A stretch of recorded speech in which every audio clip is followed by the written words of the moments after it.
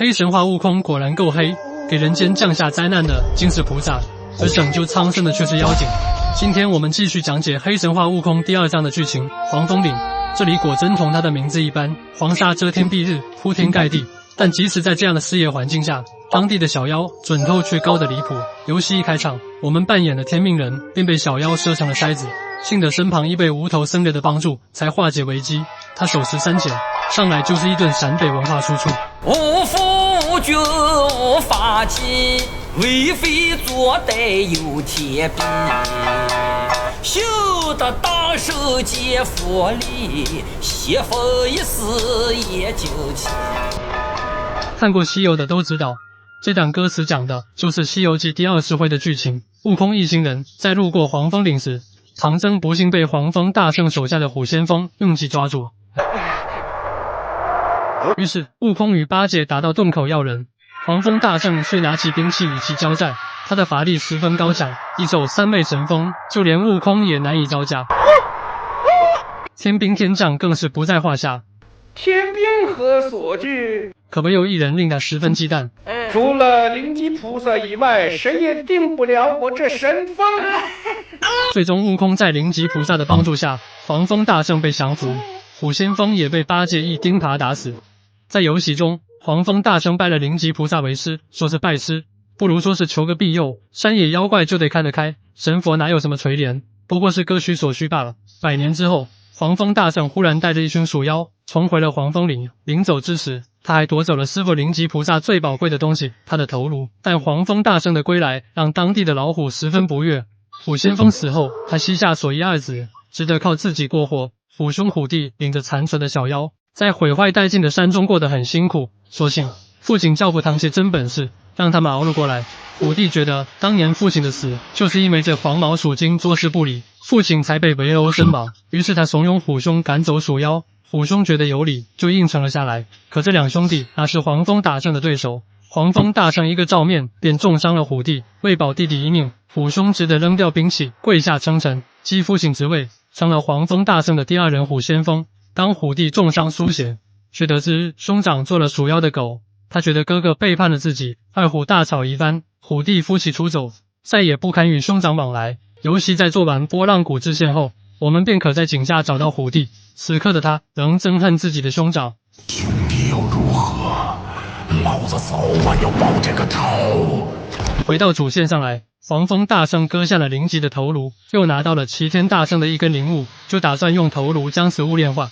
因此他需要闭关修行，为了防止有人打扰，他便让虎先锋与石先锋各持一节秘符，将闭关的大门看住。我们从村口的沙国王父子口中得知，虎先锋就把守在道场，那鼠妖害得他2次家破人散，此刻自己却在给他看门，无处发泄的他只能多吃些老鼠泄愤。前些天小子们又去探了道场，气味比往前更臭，那满地的骨头渣子不像人，不像牛羊，却跟咱们一般大小。这天杀的毛团，日后大王知道了，定饶不了他。在击败虎先锋后，那个无头僧人会再次出现，并传授我们一招铜头铁臂之术，他可谓贯穿了第2章的整个剧情。在击败2个先锋打黄风大圣之前，他还会教我们与招吹毛成后之术。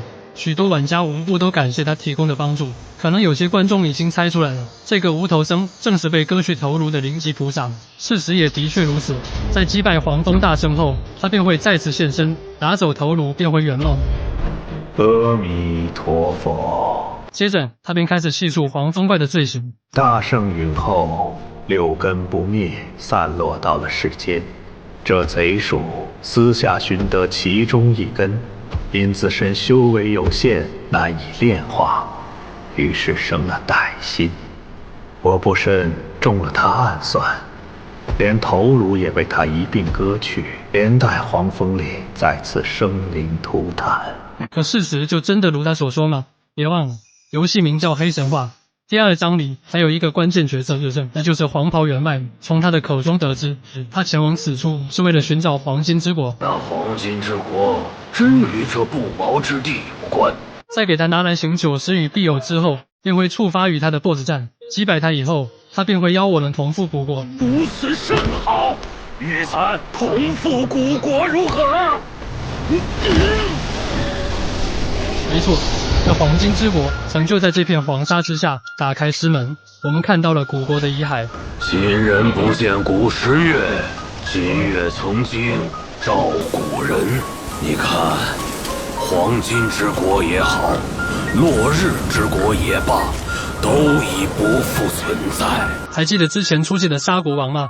虽说他衣着朴素，甚至与乞丐无异，但实际上他曾经真是此地的国王。很久以前，此地本是流沙之国，传闻是日落之地，佛祖还为该国赐予一骨，名为落日之骨。每到申酉之时，沙国王便差人上城擂鼓吹角，百姓凭此骨得以安居，是举国上下崇信佛法，给佛祖塑了许多金身佛像，又称黄金佛国。可随着信众日多，寺庙遍布，大家日渐信佛不信王。沙国王对此十分不满，于是便下令拆毁寺庙，驱赶修行之人，并改国名为斯哈里国，这还得了？于是上天便降下惩罚，一日国界外尘土纷飞，有一名为副板的大虫绝地而出，将边陲村庄破坏殆尽。国王派大军前去围剿，可牺牲无数，也难以根治。原来这大虫背上一尊佛头，仔细看，这佛头的模样与灵吉菩萨一模一样。好在一天，有高人路过此地，这人也正是黄风大圣。在游戏里，我们来到了当年黄风大圣除掉大虫的回忆，这里面还能看到虎兄虎弟的父亲。